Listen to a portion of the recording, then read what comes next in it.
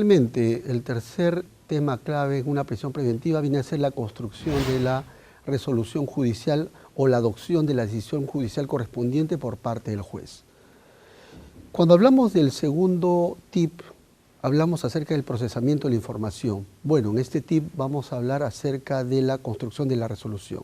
Considero yo de que tanto el segundo tema como el tercer tema referido al procesamiento de la información como el tema concerniente a la construcción de la resolución son temas que están estrechamente vinculados y que son construidos básicamente cuando el juez hace el receso.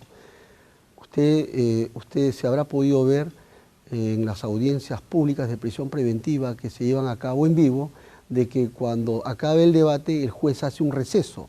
Pues bien, cuando el juez hace un receso, precisamente el tiempo de receso el juez lo va a emplear ¿para qué?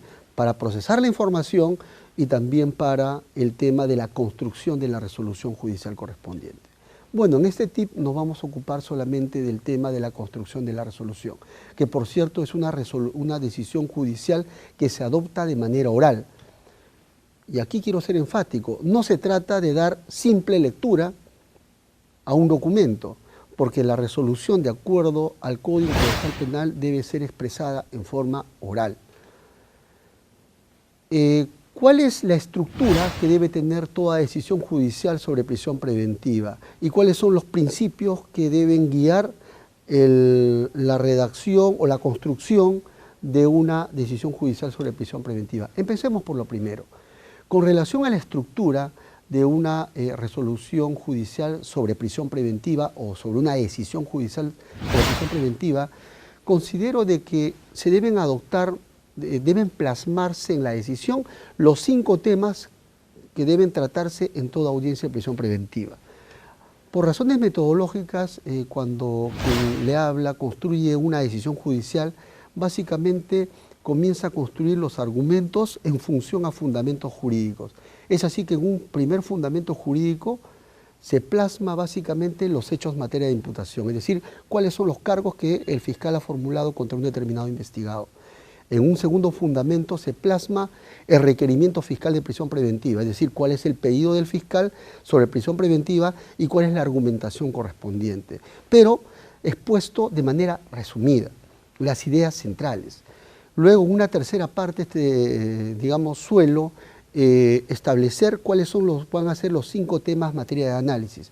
Y básicamente tienen que ver con la apariencia del buen derecho, la prognosis de la pena, el peligro procesal, la proporcionalidad de la medida y también el tema de la justificación del plazo de la prisión preventiva.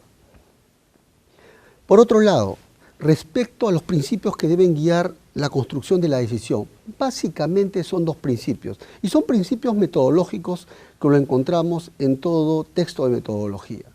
Básicamente, cuando se va a argumentar sobre prisión preventiva y se va a argumentar cada tópico de la prisión preventiva, se exige de que las ideas que se construyan deban ser pertinentes y suficientes, es decir, 2 ideas, la idea de pertinencia y de suficiencia. ¿Qué cosa quiere decir cada uno de ellos? De que las ideas que se construyan deben estar vinculados al tema que debe desarrollarse. Es decir, no deben tratarse de temas ajenos al tema que debe desarrollarse, porque de lo contrario las ideas que se citen serían impertinentes. Mucho tiempo se pierde en la construcción de una decisión citando ideas que no tienen vinculación alguna con el tema que debe tratarse. El otro principio básico que guía es el tema de la suficiencia. No basta que las ideas que sirvan para argumentar sean pertinentes, sino también suficientes, es decir, deben tener un peso cuantitativamente hablando y cualitativamente hablando, es decir, hay que dar razones de peso para justificar la decisión. Por ejemplo, si se quiere justificar el tema del peligro procesal, hay que citar ideas pertinentes, pero a la vez suficientes, que justifiquen que existe seguramente un peligro de fuga o un peligro de obstaculización.